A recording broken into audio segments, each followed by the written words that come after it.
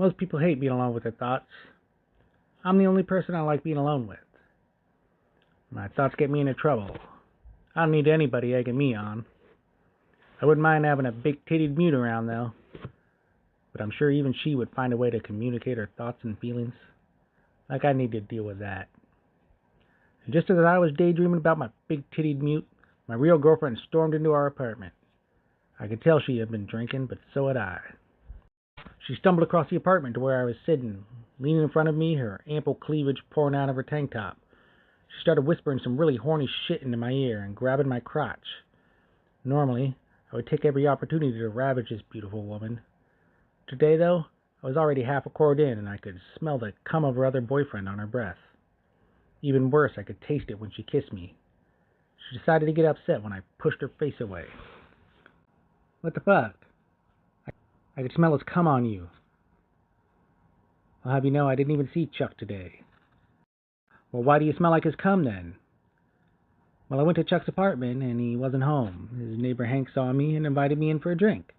He was so nice, I just wanted to thank him for his hospitality. Cheryl, I'm tired of you blowing every guy that buys you a drink. That's how we got together. Well, now that we are, I would appreciate it if you didn't blow every Tom, Dick, and Harry that showed you basic manners. I never blew Tom, Dick, or Harry, she said. Sure, I had Tom up my ass one night, but that was before we met. But I never blew any of them. I've had about enough of this relationship, so I threw my bottle at her. She dodged it easily, and the bottle smashed against the wall and shattered into a dozen little pieces. That's it, I'm out of here, I yelled. What's wrong? You knew who I was when we got together. I thought maybe you'd change. Whatever gave you that idea? I don't know, I was probably drunk. I started to gather my things and said, Anyway, I'm going to find my dream girl.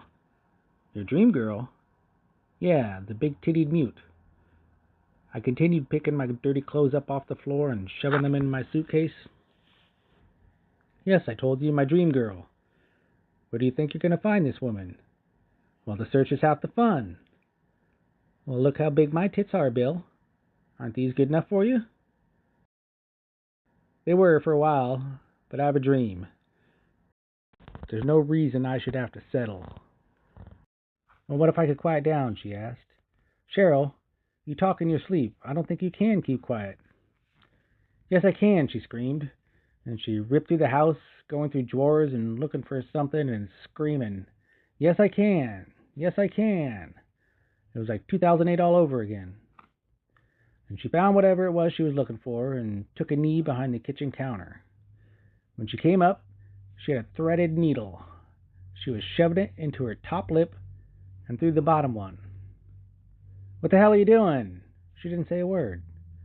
I watched in half amusement and half horror as she started sewing her mouth shut. Cheryl, you don't have to do this. She didn't say a word. Cheryl, think about it. How are you going to get the booze into you? She didn't say a word as she kept sewing. I still wanted to leave, but I had to see this. I sat down on the couch, an old hide-a-bed, and watched with a weird grin on my face. It didn't take long. Within 5 minutes, she had her mouth sewed up tight.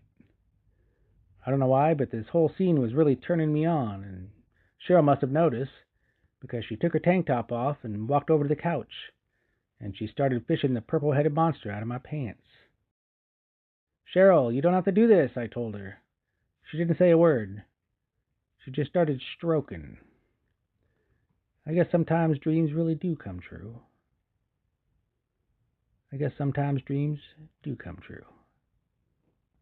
Yeah, they do. Yeah.